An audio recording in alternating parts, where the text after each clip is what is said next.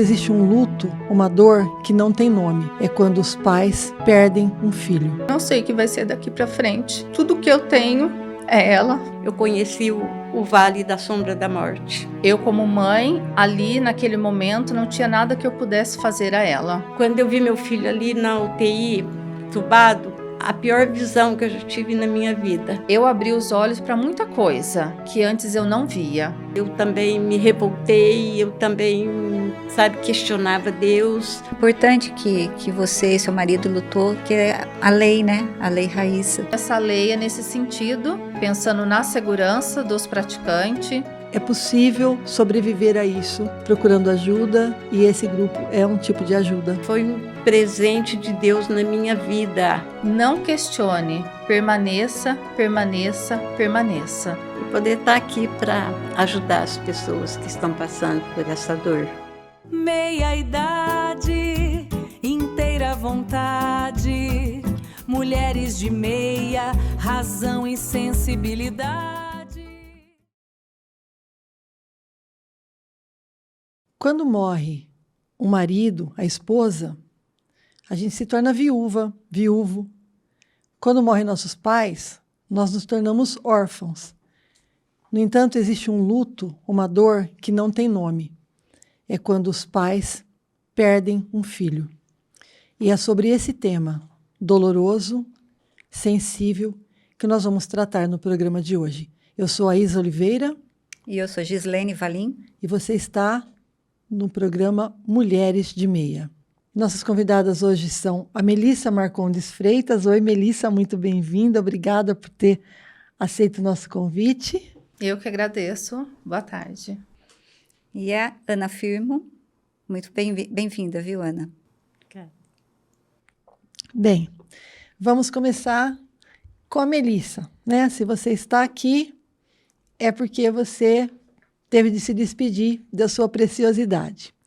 Então, eu gostaria que você começasse contando a sua história para a gente, de antes do acontecimento, depois. Esteja à vontade para falar o que seu coração lhe mandar falar. Tá bem. Então, a minha filha Raíssa, ela foi muito desejada, muito planejada. E no dia 7 de outubro de 2022, ela sofreu um acidente. Ela fazia aula com cavalos, começou com equitação e depois ela foi para o Três Tambores. E desde quando ela iniciou esse contato com o animal, na pandemia, a gente via que era algo diferente, que era um amor. E a gente seguiu acompanhando ela desde o início, colocamos ela na aula para que ela pudesse aprender realmente conforme ela desejava. E no dia 7 de outubro de 22, há quase 2 anos já praticando aula, ela infelizmente sofreu um acidente. E esse acidente, ela bateu com a cabeça no morão de uma cerca, e ali ela já caiu inconsciente. Foram momentos muito tensos, desesperador, onde eu já percebi a gravidade do acidente. E ali eu vi que eu, como mãe, nada podia fazer. Então, eu me ajoelhei na cerca e ali eu clamava a Deus para que Ele cuidasse da minha filha. E como a gente estava numa área rural, foi demorado a chegada do resgate e ela já deu entrada direto na UTI. E tudo aquilo que eu via a minha filha, que eu temia, foi o que o médico me falou. Ela havia tido um traumatismo craniano e ela foi diretamente para a UTI. Na manhã seguinte, ela passou por uma cirurgia do crânio. Ela teve 3 paradas cardíacas e ela permaneceu na UTI, entubada, em coma induzido, por 7 dias. E ali eu permaneci com ela durante 7 dias e 7 noites, acompanhando tudo de perto o que acontecia com ela. Desde a minha barriga eu sempre falava para ela que eu nunca iria deixar ela. E ali naquela UTI, eu concretizei mais ainda aquilo que eu falava para ela durante os 13 anos de vida dela. E aí, vendo tudo piorar, conversando com os médicos, entendendo toda a gravidade e sabendo quais eram as sequelas que ela poderia vir ter, eu fiquei esses 7 dias e 7 noites em oração. Porque eu, como mãe, ali naquele momento, não tinha nada que eu pudesse fazer a ela. E a medicina fez tudo o que podia. E aí, na 7ª noite, no momento de muita dor, de muito desespero... Deixa eu só interromper você um pouquinho, para a gente não ir muito totalmente na história. Eu vou perguntar sobre o que vocês sempre estavam com ela, né? Sim. Você estava junto com ela, você, o seu marido também. Você me disse que vocês sempre a acompanhavam nas aulas. Exato. Uhum. E esse acompanhar não é porque vocês tivessem medo de alguma coisa, era simplesmente um hábito que vocês tinham. Por estar ali, ela fez natação, ela fez balé, ela fez judô, e a gente sempre quis estar com ela. Ela era sua única filha, Sim, né? minha única filha. E nesse dia você estava, seu marido estava, né? Você disse essa reação de desespero, e o seu marido, como foi a reação Ele dele? permaneceu também diante de muito desespero, muita dor, ele gritava e chorava muito, mas ele permaneceu com ela enquanto eu permaneci em oração, mas sempre ali, junto dela. Sim. Bom, aí ela ficou esses dias em coma. Sim. E aí, no 7º dia, todos os dias foram de muita oração, mas no 7º dia, numa oração de desespero, pedindo uma resposta para Deus, eu falava, meu Deus, eu não tenho o que fazer, os médicos também não têm mais o que fazer, e eu queria que o Senhor me mostrasse de alguma forma o que vai ser, me dê uma resposta, me mostre de algum jeito. E esses 7 dias em UTI, a gente não tem fome, a gente não tem sede, a gente não tem sono. E nesse dia eu encostei na poltrona, eu não sei se foi muitas noites em claro, mas eu adormeci, eu repousei, eu desmaiei, eu não sei o que aconteceu, foi algo muito profundo, muito forte. E foi logo em seguida que eu fiz essa oração para Deus. E aí eu acordei com uma luz muito forte no meu olho, e do jeito que eu abri o olho, o meu coração estava acelerado de uma forma assim que nunca teve, e automaticamente as lágrimas começaram a descer. E no mesmo momento já veio na minha mente que essa era a resposta que eu havia pedido para Deus na minha oração. E eu entendi que ali o Espírito Santo veio até mim para me dizer, a sua filha não vai ficar. E durante esses 7 dias, eu não conseguia fazer a oração do Pai Nosso inteira. E depois, conversando com meu marido e com a minha irmã, eles também não. Quando chegava, seja feita a vossa vontade, a gente temia e a gente não falava. Mas nesse dia eu fiz a oração completa, eu devolvi a minha filha para Deus e me despedi dela. E aí, dessa madrugada para frente, tudo nela foi piorando. E quando foi meio-dia, eu fui conversar com a médica afirmou para mim que a Raíssa não ficaria, que a Raíssa iria embora. Mas eu não tinha coragem de contar isso para o meu marido. E aí eu pedi para os médicos estarem se reunindo para falar para ele. Mas isso aconteceu, era 5 horas da tarde. Então, eu permaneci ali no leito de UTI, já vivendo um velório, em silêncio, porque eu não havia contado para ninguém, do meio-dia até às 5 horas da tarde. E aí, quando o médico contou para o meu marido, foi muito desesperador, porque eu vejo que eu estando ali e acompanhando esses 7 dias e 7 noites, eu vi tudo de perto acontecer. Então, para mim, de repente, ter essa visão e esse entendimento, não que seja mais fácil, mas eu acompanhei tudo de perto. Então, eu tinha lucidez de tudo que estava acontecendo. E aí, como eu havia dito para ela, que eu nunca deixaria ela, No momento que o médico deu a notícia para o meu marido, eu falei para ele, eu não vou sair daqui, eu vou continuar com ela até o último batimento do coração dela. E ele, no primeiro momento, se negou, e eu falei, você pode descer que eu vou continuar aqui com ela. E aí, assim, nós ficamos, ele decidiu ficar. E foi o tempo da medicação dela acabar e o coração dela parar de bater. E nesse momento eu me despedi dela, com muita dor, com muito desespero, e fiz uma outra oração para Jesus. Falei assim, Jesus, eu estou te devolvendo o que eu tenho de mais precioso na minha vida. E eu peço para o Senhor me segurar, para o Senhor me manter em pé, porque eu não sei o que vai ser daqui para frente. Tudo que eu tenho é ela, e eu estou te devolvendo. E aí eu desci da UTI junto com ele, deixando ela lá, e fui dar notícia para as pessoas. Todos os dias tinha muita gente no estacionamento do hospital fazendo oração por ela. Não só ali, como em muitas igrejas, muitas pessoas que eu nunca vi. A gente recebeu uma corrente de oração muito grande, muito intensa durante esses 7 dias. E eu vejo que a oração não foi só para ela, foi para nós também. E aí eu desci, dei a notícia para as pessoas, e muitas pessoas disseram, o que você tomou? Eu falei, não tomei nada.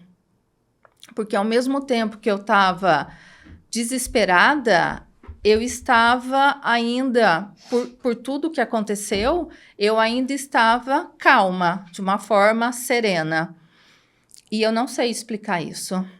E aí, demorou para liberar o corpo dela. Ela passou a noite ainda no hospital. Nós passamos a noite na nossa casa. E só no outro dia, às 15 horas, que foi liberado o corpo dela. Então, a gente teve 2 noites de velórios, né? Uma em casa, sem ela, e a outra velando realmente o corpo dela.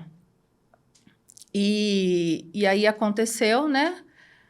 O sepultamento, mas eu confesso que em todos os momentos, desde o acidente, a internação, até mesmo no velório, eu ainda tinha muita fé, muita esperança que a minha filha poderia, de alguma forma, ficar com a gente. E aí a gente começou a viver um luto que a gente nunca imaginou. Os pais nunca pensam em devolver um filho para o céu, né? Às vezes a gente usa o termo perder, mas a gente não perdeu, porque a gente sabe onde está. Mas a gente, por muitas vezes, usa esse termo, né? A gente perdeu, a gente devolveu.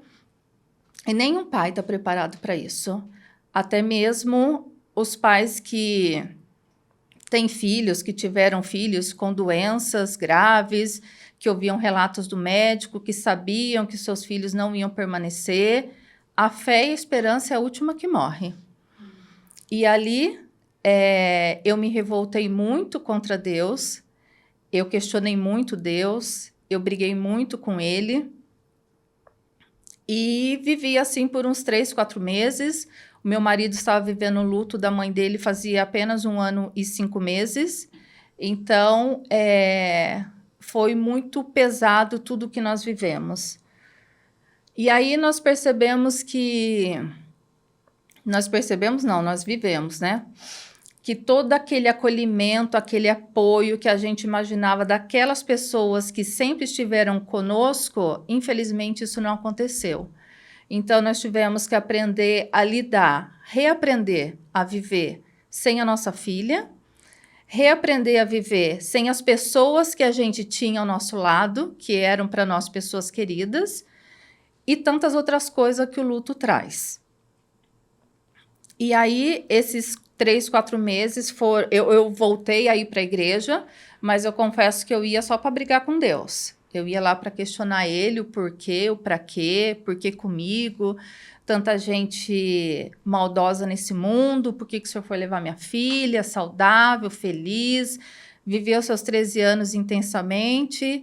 E por que comigo? Ô Melissa, a Raíssa era uma menina religiosa? Ela frequentava a igreja? Não. Tinha grupo de jovens? Não, infelizmente não. Mas nós vivíamos, isso não é uma desculpa, mas nós vivíamos uma espiritualidade dentro da minha casa totalmente diferente do que eu vivo hoje. Mas eu e ela, a gente ouvia o evangelho todos os dias juntas e a gente conversava sobre a palavra de Deus Não, todos os é dias que juntas. Eu perguntei por causa daquele cartaz que você falou que ela tinha no quarto, né? Eu achei... E ele é muito surpreendente, né? Ainda mais por nós não termos tido uma caminhada de fé. E esse cartaz, ele sempre teve ali no quarto dela. Eu não sei quando ela fez, não sei que momento ela fez, porque a Raíssa sempre foi muito feliz, muito intensa. E eu não consigo, assim, procurar e entender assim, eu acho que ela fez nesse momento que ela viveu isso de ruim. E o Eu que tem esse acredito que cartaz? não. Ela tem desenhado Jesus e está escrito assim: eu não sei por quantas lutas eu passarei, mas eu sei que em todas elas o Senhor estará comigo. O motivo do meu viver, Jesus. E isso é muito forte para mim. Até me arrepia, né? É. Eu me apego muito nesse cartaz. E atrás do quarto dela, ela também tem uma lousinha que tem uma frase que ela deixou escrita: insista, persista, mas nunca desista. Então, são coisas que eu pego e guardo no coração e tento manter vivo em mim, por mais difícil que seja, carregando a memória e o amor que ela deixou. Eu sempre disse que o amor por ela sempre foi muito grande, muito intenso, e que eu não posso deixar esse amor morrer. E assim eu sigo, mantendo esse amor vivo. Você falou das pessoas próximas, dos amigos que frequentavam e que pararam. A que você atribui a isso? Esse afastamento das pessoas? Eu ouvi de várias pessoas: eu não sei como chegar em você, eu não sei o que te dizer. Constrangimento perante o luto, né? Eu não sei se eu falo ou não falo da Raíssa, se isso faz bem para você ou não. Mas eu sempre deixei muito claro, tanto nas minhas redes sociais, tanto para quem me fez essa pergunta, para quem a gente teve essa conversa, cada pai, cada mãe, cada pessoa vive o luto de uma forma, ele é muito individual. Mas eu sempre deixei claro que falar da Raíssa me faz bem. Isso me ajuda a manter ela viva dentro de mim. E eu e o Fábio, a gente tem um diálogo muito aberto dentro de casa sobre a Raíssa, sobre tudo que nós vivemos, sobre a dor, os sofrimentos e principalmente sobre aquilo que nós deixamos de viver e infelizmente não vamos mais viver com ela. Mas por algum motivo eu vejo que as pessoas não têm coragem, têm medo, não sabem o que dizer. E não tem o que dizer. É permanecer, é um abraço, um acolhimento, é dizer eu estou aqui. Não tem uma... Não precisa dizer nada. Não, só um abraço, só estar a presença. junto, né? Exatamente. Porque a gente se sente estranho nesse mundo. Porque tudo fica cinza, tudo muda, a gente perde a nossa versão, a gente tem que reaprender tudo novamente de uma forma diferente, dolorosa, e ainda a gente tem que se deparar com as pessoas que a gente tinha certeza que estaria ali e não. Então, eu vejo que Deus, aos pouquinhos, foi colocando pessoas novas na nossa vida e pessoas no caminho de fé, que eu acho que é o que nos ajuda muito. Você tinha falado que você ficou revoltada um período e hoje eu sei que você é uma mulher que pratica a sua fé, a sua religião. Em que momento que teve essa virada de chave? Eu estava numa missa, uns 4 meses depois que a Raíssa se foi, e eu chorava muito, e eu falava assim para Deus: por que o Senhor levou ela de mim? Por que o Senhor não deixou ela para mim? O Senhor tinha o poder de curar, de libertar, por que o Senhor não fez? E comecei ali a questionar Deus e chorar muito, muito. E aí, nesse momento, e eu de olho fechado o tempo todo, e nesse momento o padre começou assim: você, minha filha, que questiona Deus, ele pede para te dizer, não questione, permaneça, permaneça, permaneça. Eu estou falando, mas eu estou vivendo isso. E aí, eu abri o olho e uma luz muito forte, aquela mesma luz da UTI, não tem como eu falar que são coisas diferentes, a mesma luz, ela estava no altar. E eu comecei a focar nessa luz. E eu vi Jesus saindo dessa luz todo glorioso, vindo na minha direção. E atrás dele, a Raíssa vinha, toda de branco, com o cabelo repartido no meio do jeito que ela gostava, jogado na frente. E sempre quando a gente chegava a algum lugar, ela era tímida, então ela sempre falava um oi assim com a mãozinha encolhida. E ela passou por mim, com aquele sorriso maravilhoso que ela sempre teve, e fez. E eu tive a plena certeza de que minha filha está com Jesus. Eu nunca duvidei, mas isso veio para acalentar o meu coração, para confirmar tudo aquilo que eu sabia. E a partir desse dia eu pensei, se com Deus está difícil, imagina sem Ele, eu tenho que permanecer. Eu sei onde minha filha está e eu sei aonde eu quero chegar. Então eu sei que vai ser muito difícil aqui o caminho para mim. O poder da oração é tão bom para você quanto para ela lá, né? Sim, Fortalece, com certeza. né? E aí você, digamos que você se reconciliou com Exato. Deus e com você mesma nesse momento. Eu não entendo tudo, eu não tenho todas as respostas, eu não sei o porquê, o para quê, mas hoje eu não procuro mais saber. Eu decidi permanecer, entregar, confiar e esperar. É um caminho muito difícil, mas eu vejo que quando a gente olha só para a dor, só para o problema, só para a tragédia, a gente parece que vai se afundando, a gente vai se encolhendo e fica tudo mais difícil. Mas quando você resolve olhar para o céu e buscar aquilo que te sustenta, aquilo que te fortalece, eu vejo que a gente consegue começar a viver de um jeito diferente. Mesmo sem entender, mesmo sem respostas. E tem uma frase bonita que você costuma falar, né? Que mesmo na ausência, ela se faz presente. Eu achei isso muito lindo. E muito verdadeiro, né? Sim. No seu caso também. Não tem como dizer que ela não está com a gente em tudo que a gente realiza, em tudo que a gente faz, porque ela está viva no nosso coração. E eu digo que tudo que eu faço, tudo que eu realizo, ainda é por ela.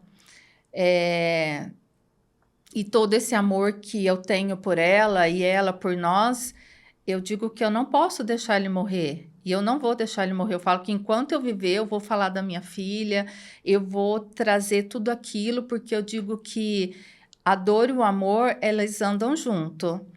Mas nós decidimos escolher o amor. Então, a gente vive o amor, mesmo diante dos nossos questionamentos. E hoje, eu faço a minha liturgia diária, né? E hoje o evangelho, eu falei, meu Deus, é umas coisas, né, que se encaixam que a gente fala assim, eu acho não, tenho certeza, né, tudo providência mesmo e tudo uma confirmação de Deus para a nossa vida. Hoje eu lendo o evangelho de manhã e traz a passagem de João que diz que Maria permaneceu em pé no Calvário diante da cruz. Não sou digna de me comparar a ela, mas eu permaneci em pé os 7 dias e 7 noites com a minha filha. E digo que hoje, todas as vezes que eu caí, foi de joelho em oração. Mas eu sempre me mantive em pé, nesses 3 anos e 7 meses. Por mais difícil, por mais cinza que o dia seja, eu sempre tentei e sempre consegui, não por mim, porque eu ouço muitas pessoas dizerem, você é forte, como você consegue? Eu não me imagino no seu lugar. Eu não tive escolha, eu não tive como fazer diferente. Lá atrás pensávamos em tirar a nossa vida. Lá atrás era um desespero, porque a gente vive e morre pelo filho. E quando você não tem mais, você fala assim, qual o sentido de continuar? Para quem eu vou fazer? Por que eu vou seguir? E aí eu via que Deus, ele vinha colocando pessoas e situações na nossa vida para me mostrar que eu ainda preciso continuar, que eu ainda tenho uma missão, um propósito aqui e que eu posso fazer algo para alguém, mesmo mediante a minha dor. Melissa, há muitos casamentos que às vezes acabam depois da morte de um filho. O casal não suporta conviver junto com aquela dor. No seu caso, com o Fábio, né? Sim. Vocês parecem cada vez mais unidos, inclusive pela tatuagem, né? Vocês fizeram a tatuagem igual, né? A tatuagem da Raíssa. Uhum. Como que foi isso no relacionamento de vocês? mesmo nós amando e sofrendo pela mesma pessoa, nossa filha, nós vivemos o luto de formas diferentes. Mas a gente sempre foi unido, e eu vejo que cada vez mais, que mesmo nas nossas diferenças, da dor e da saudade, do amor, a gente conseguiu se fortalecer cada vez mais. Eu falo que eu fui seguindo à frente, o Fábio um pouquinho atrás, mas ele começou a seguir o mesmo caminho que eu. E isso, para mim, é muito gratificante, porque nós vemos que existem casais que se separam, que não falam dos filhos do céu, e como isso é muito mais pesado, muito mais dolorido. E entre nós, a gente não tem problema nenhum em falar da Raíssa. Pelo contrário, tanto eu quanto ele, a gente gosta, a gente segue a mesma linha. E isso eu vejo que faz bem tanto para mim quanto para ele. E a gente se fortalece cada dia mais com isso. Bom, além da Raíssa, nós estamos com a dona Ana Firmo aqui. E a dona Ana acabou tendo uma modificação também na sua experiência, graças a Melissa. Nós vamos falar disso depois. Mas a senhora também entregou um filho para Deus. Conta um pouco da sua história para nós. Bom, eu tenho 3 filhos, né? Que são 3 presentes que Deus me deu. E o meu filho caçula, o Davi, é o que foi de volta morar com Deus. Davi, ele era um menino muito alegre, ele gostava muito de participar da parte artística, né, que até eu comentei. Ele sempre gostou muito de tudo isso, sempre esteve envolvido, era muito alegre, muito feliz e tal. E quando foi em meados de fevereiro de 2022, ele começou a passar mal, né? Começou a se sentir assim, meio fraco. E aí ele foi ao médico. Ele dançava, né? É isso? Oi? Ele dançava, né? Era ele dançarino. dançava, sim. A senhora falou para a gente que ele chegou aí até a Turquia, isso. né? Davi, ele sempre esteve envolvido, né? Que eu falei, no meio artístico, com dança. E ele dançou, ele dançava. Ele morou fora do Brasil, né? Foi para Turquia. E com um grupo de dança, né, que chama-se Magic Life, né? E ele ficou 1 ano lá. Quando ele retornou, ele teve algumas participações de dança, né? Criança Esperança, Show da Virada, foi bailarino do cantor Daniel. Enfim, ele esteve envolvido com tudo isso. E depois, ele, aqui em Mogi Guaçu, ele participou de vários estúdios de dança aí. Depois, ele foi convidado para ir para Ouro Fino. Então, lá, ele montou um estúdio de dança, né? Estúdio de dança Davi Firmo. E estava, assim, muito sucesso. Ele tinha quantos anos? E o Davi tinha 35. E aí, quando ele... 35, quando ele se foi, né? Quando ele, que eu falei em fevereiro, né? Meados de fevereiro, ele começou a passar mal. Ele morava em Ouro Fino, mas ele estava sempre aqui, sempre em casa. Todo final de semana, ele vinha, passava o final de semana aqui. E aí, ele começou a passar mal, foi ao médico. O médico fez os exames, mas falou, não estou vendo, não estou achando nada de anormal. Mas só que foi piorando a situação, né? Foi piorando, e foi quando ele retornou ao médico. Aí o médico falou, olha, vai ter que internar. Aí ele internou no dia 3 de março, e quando foi dali 3 dias, o médico chamou meu filho mais velho, falou para ele, para o Weber, né? E falou, olha, a gente vai ter que transferir ele para a UTI, que o caso dele está, assim, né, muito mal. Aí Weber chegou e falou para mim, mãe, o Davi vai para a UTI. Aí, quando foi naquele mesmo dia, o Weber falou, mãe, o médico falou que tem que entubar. E eu comecei a pedir muito a Deus, entreguei na mão de Deus. E, gente, eu tinha tanta certeza que Deus estava ouvindo minhas orações, que eu pensava, ele vai sair da UTI, rapidinho ele vai sair. E ao que eu estava comentando, assim, que eu me cobro muito, porque Davi ficou 23 dias na UTI. Mas eu, com aquela certeza que ele ia sair da UTI e que ele voltaria para casa, eu não tinha coragem de ir lá visitar ele na UTI. Falei, não, ele vai sair, aí eu vou lá visitar ele. Só que isso não aconteceu. Quando chegou dia 25, o médico chamou o Weber, que era sempre o Weber que ia lá, né? Meu filho mais velho, falou para ele, olha, fala para sua mãe se ela quiser vir despedir do Davi. Bem assim. Não foi visitar, foi despedir. Falou, porque não tem mais jeito. Eu fui.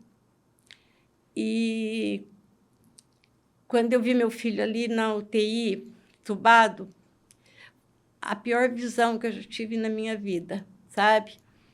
E eu conversei com ele, eu pedi perdão para ele, porque eu me cobrei muito por não ter ido visitá-lo. Eu falei com ele e entreguei eles na mão de Deus, né? Entreguei ele para Deus e retornei para casa. Quando foi no outro dia, dia 26, aí chegou a notícia que ele tinha ido embora desse mundo.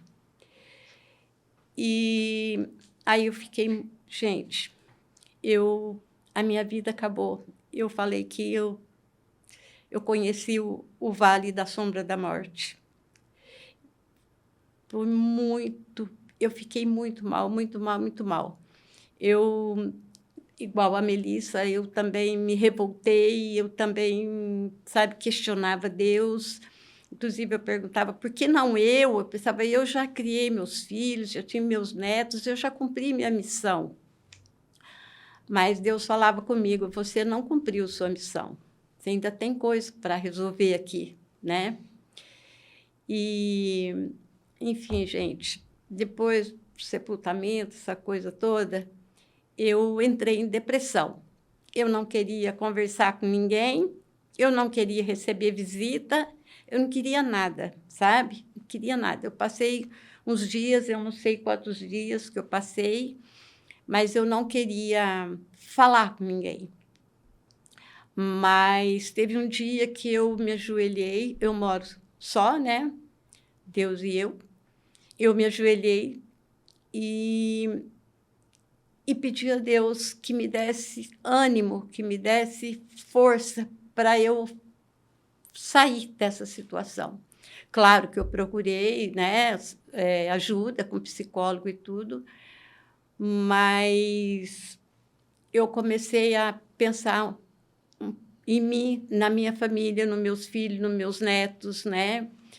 E eu comecei a procurar ajuda. Foi quando eu vi que uma amiga me colocou no grupo lá do Amor Além da Vida, um grupo de WhatsApp. Aí eu entrei nesse grupo e conhecia, você estava no grupo, né, Melissa? Conhecia a Melissa, né, o Fábio. Aí, logo depois, já começamos o grupo presencial. E que eu falo, gente, foi um presente de Deus na minha vida, sabe? Porque foi lá que eu conheci pessoas que estavam passando a mesma coisa que eu. Porque quando a gente está passando, tá no luto, a gente acha que é só a gente que está sofrendo, sabe? Você olha o mundo assim ao redor, você acha que está todo mundo feliz, está tudo em ordem, tudo bem, os amigos dele estão bem, está tudo bem. Você acha que é só você que está sofrendo. Mas aí que a gente conhece. Sabe? E esse grupo foi bom, e está sendo bom porque um fortalece, ajuda o outro. Exatamente. Né? A gente que vai ouvindo a narrativa de vocês, a gente se emociona pela dor de vocês, mas não dá para a gente imaginar, né, Gi? Nós que somos mães também, a gente não consegue imaginar o que seja. A dor que na você prática, sente. você entregar um filho, porque Quando você tem fé, todo mundo que tem fé quer ir para o céu, né? Meu filho que brinca muito sobre isso, ele fala, todo mundo quer ir para o céu, mas ninguém quer morrer, né? Então, a gente sabe, né? Vocês falam, eu sei que meu filho está no céu, minha filha está no céu, mas esse nosso lado ainda da terra deseja que esteja aqui, é a realidade que nós conhecemos, né? O resto é subjetivo. A senhora falou do grupo, e é um dos motivos da gente ter convidado vocês, não foi apenas para falar da dor, mas para falar da transformação da dor, né? Porque a Melissa criou um grupo que acolhe pais e mães que perderam seus filhos. E isso ressignificou a vida de muita gente. Eu conheço várias pessoas, inclusive alguém muito próximo de mim, que frequenta esse grupo desde o início, até ajudou a opinar no nome, na escolha do nome do grupo, né? E a gente sabe o quanto isto é fundamental. Então, eu gostaria, Melissa, que você falasse em que momento que nasceu no seu coração o desejo de criar esse grupo. Primeiramente, quando eu sentia e via que eu não tinha acolhimento. Como eu disse, as pessoas próximas não estavam mais conosco. E aí eu pensava, meu Deus, não é possível que todo pai, toda mãe que perde um filho vai passar por isso. É muito difícil, é muito doloroso, isso não é justo, né? E aí eu comecei a entregar para Deus. E aí, mas eu não sabia o quê.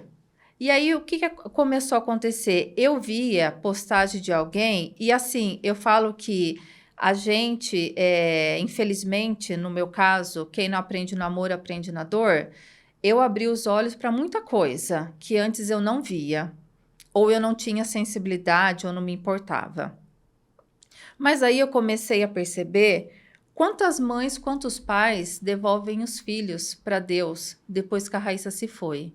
E eu falava, gente, será que isso sempre aconteceu e eu nunca vi? E toda vez que eu via uma postagem, alguém divulgando, eu sempre queria ir até essa mãe. No sentido de acolher, de abraçar, para dizer, olha, eu estou aqui se você precisar de alguma coisa. E aí, quando eu não ia, mas isso eu fazia sem divulgar, era uma coisa minha. E aí, quando eu não ia, alguém sempre mandava mensagem, Melissa, faleceu filho de uma conhecida. Tá aqui o WhatsApp, você não fala com ela?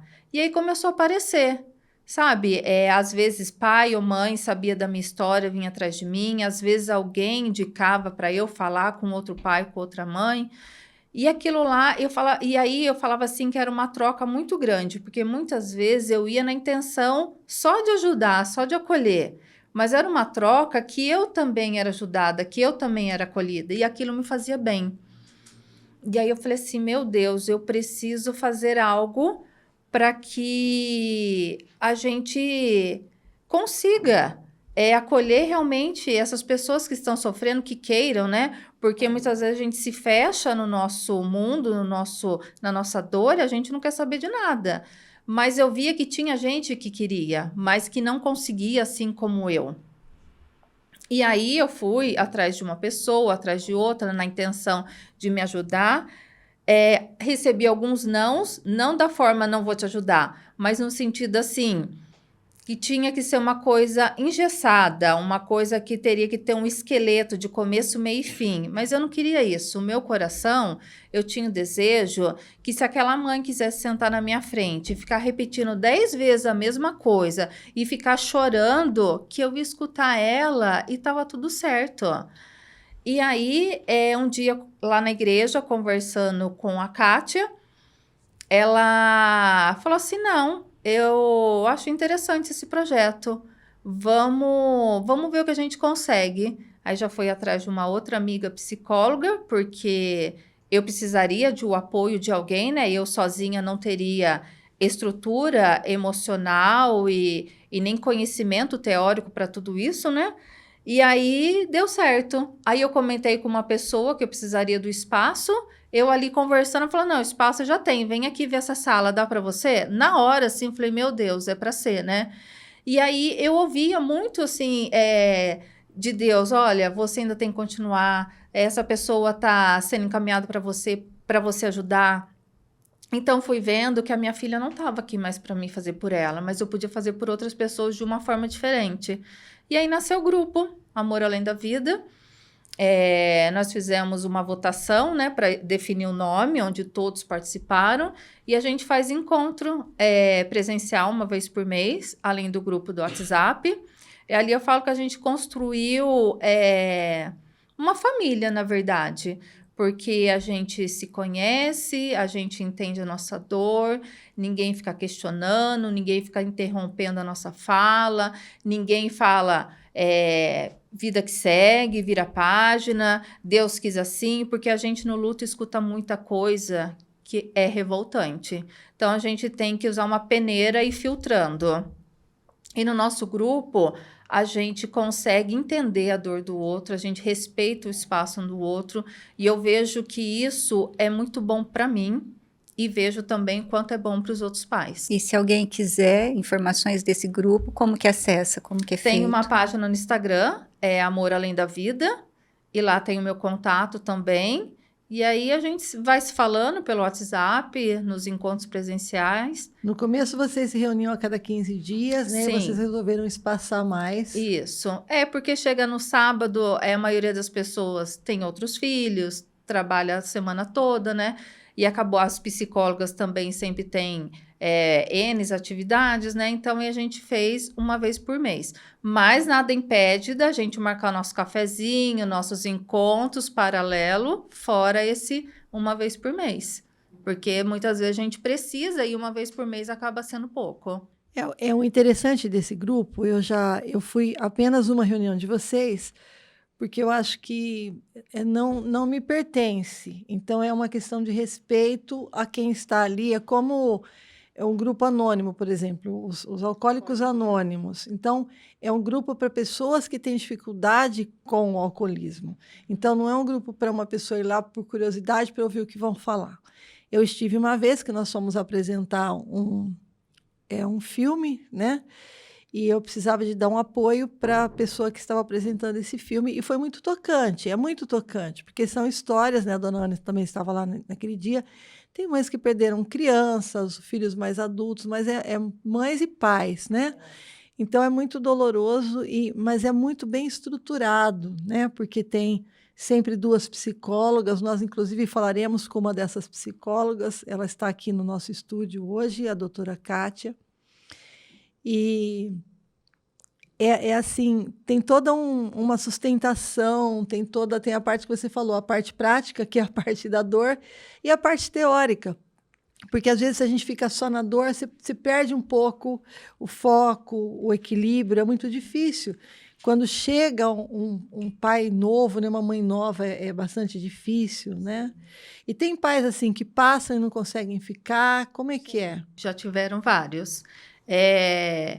Eu vejo que cada um vive o luto de uma forma, ele é muito individual. Então, existem aquelas pessoas que querem falar, que querem seguir, continuar, outras querem se recolher, e tá tudo bem, tá tudo certo, cada um escolhe o seu caminho.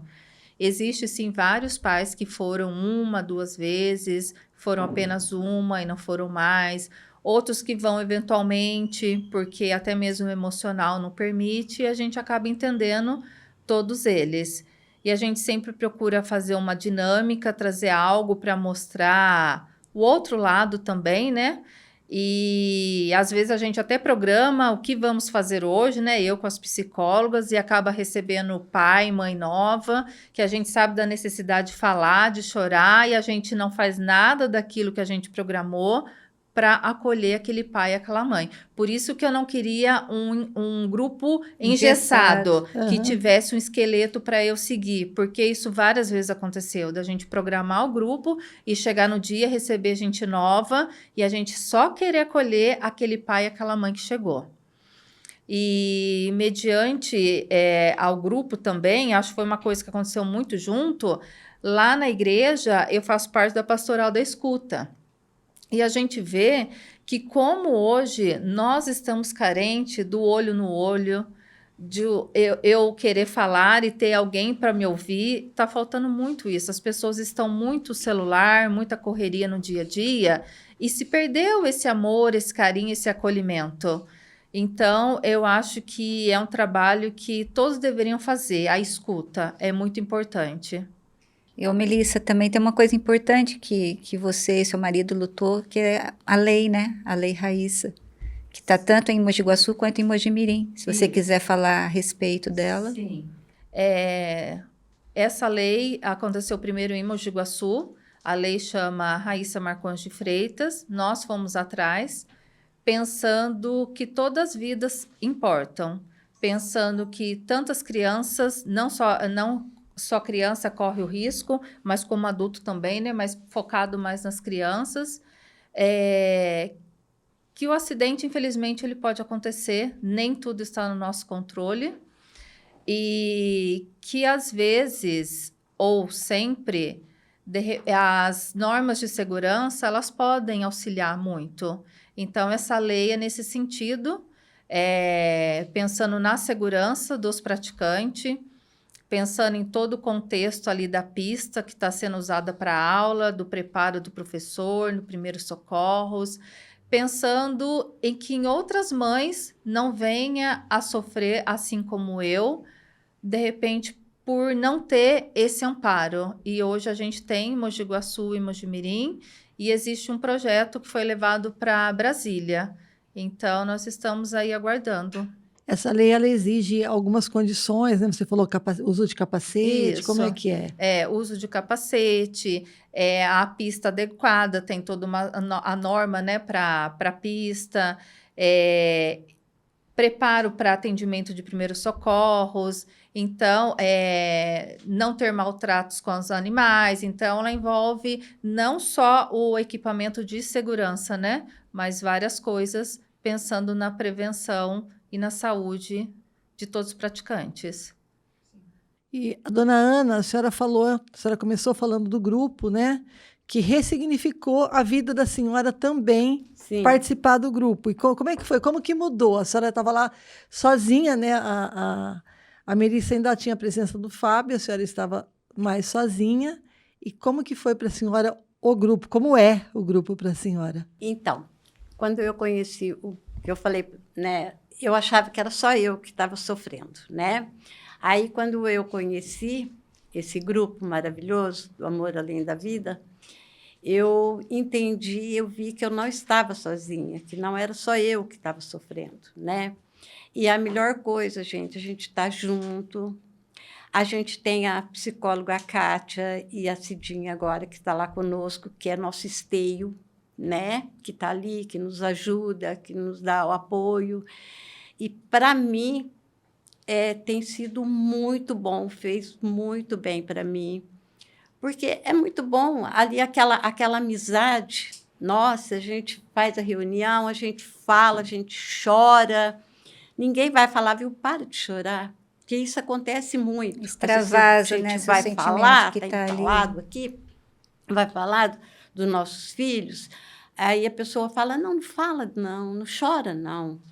Porque, né, às vezes a pessoa não quer ouvir.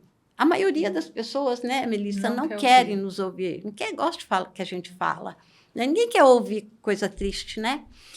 E lá nós podemos falar, nós podemos chorar, todo mundo vai entender, sabe? Para mim, eu sempre falo assim, depois que eu comecei a frequentar, né, eu aprendi muita coisa. Tanto é que agora, em meio da dor que eu passo, mas assim, eu estou me sentindo útil. Quando nós descemos, eu estava comentando com ela, assim, de pessoas me procurar, sabe? E às vezes falar, ai, Ana, eu não estou te atrapalhando de jeito nenhum, sabe? De falar, de desabafar, de contar do filho.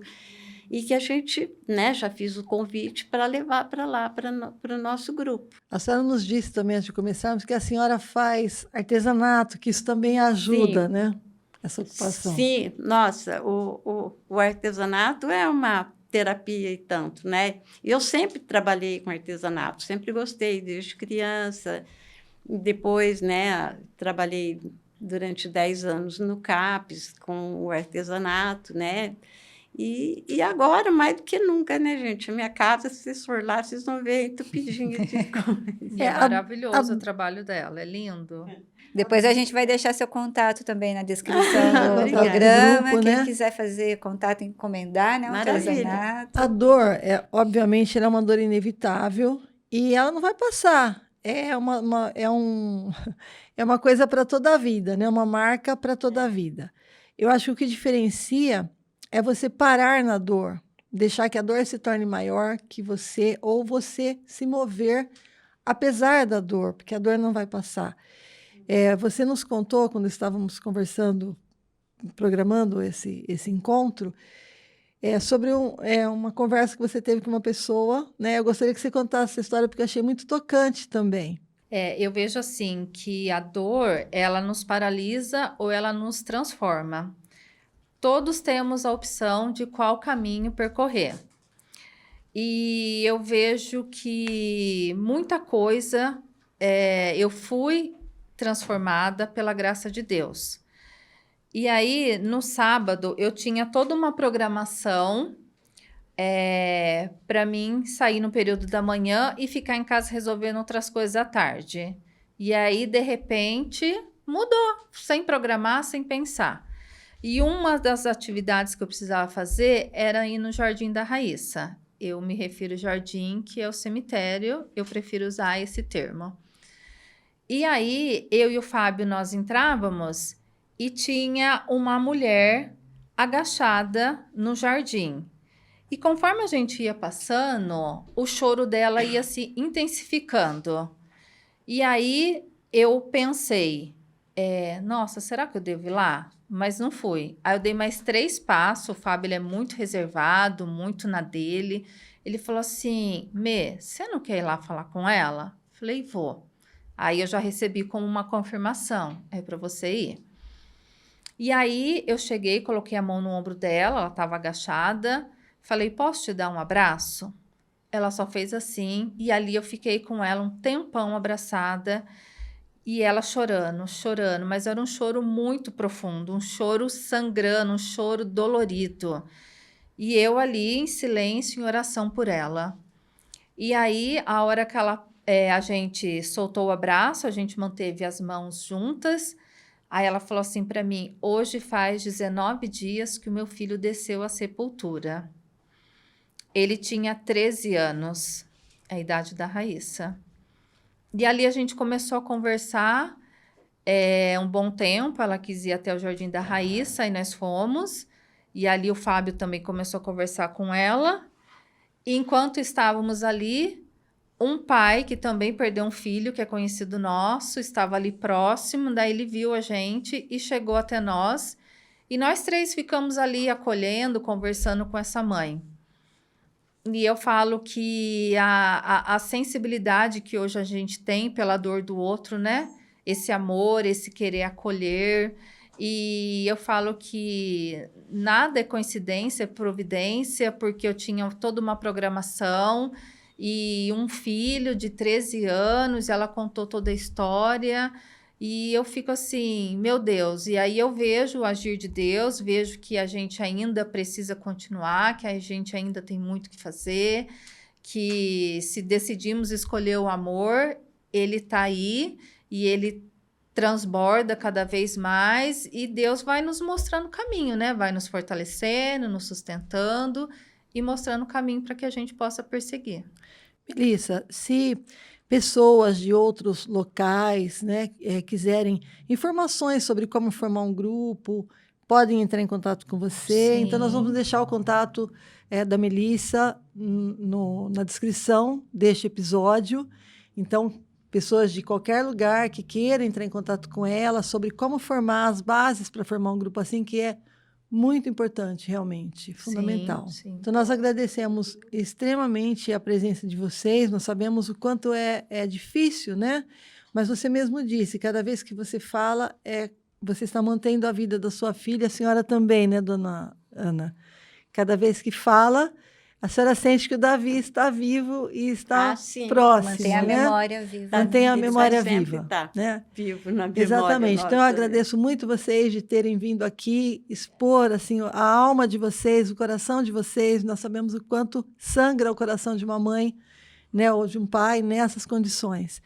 E falamos para todas, porque há muitas pessoas nessas condições. Ninguém espera perder um filho. E muitas mulheres que às vezes estão na meia-idade, imaginando o seu amadurecimento, o seu envelhecimento e o percurso natural. Eu vou morrer e meus filhos vão ficar. E é surpreendida pela partida de um filho.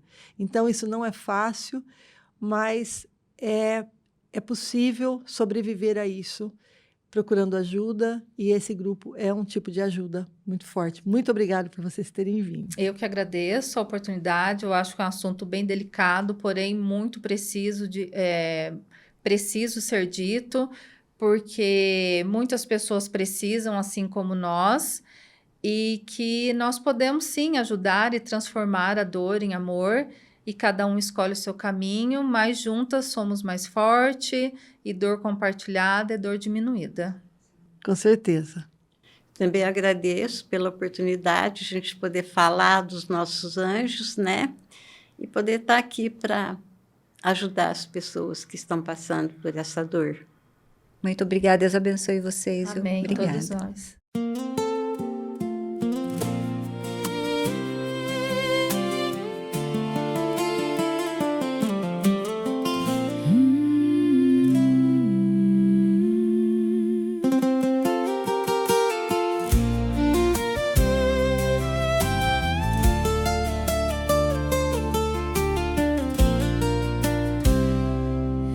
Era um tempo de sorrisos tão inteiros. A menina de chapéu, um trio inseparável.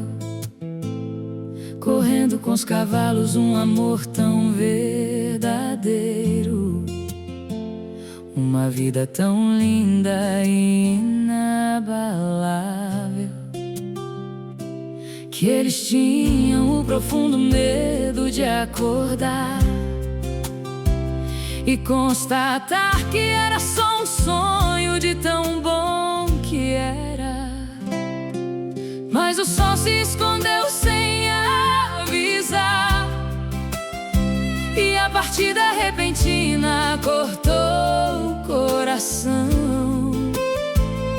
A dor ficou tão grande e difícil de aguentar, que mudou por inteiro o tom da oração. Desejaram acordar desse desespero, para constatar que era um pesadelo de tão ruim que era. É a dor que não tem nome, que o peito não divide, mas que encontra força no amor que a tudo sobrevive.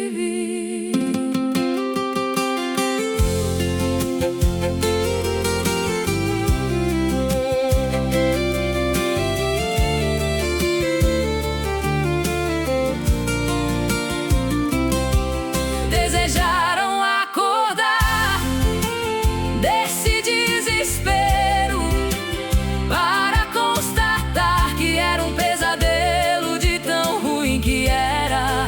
É a dor que não tem nome, que o peito não divide, mas que encontra força no amor que a tudo sobrevive. A menina no cavalo, um sonho que não finda. Amor além da vida, para sempre. Amor além da vida.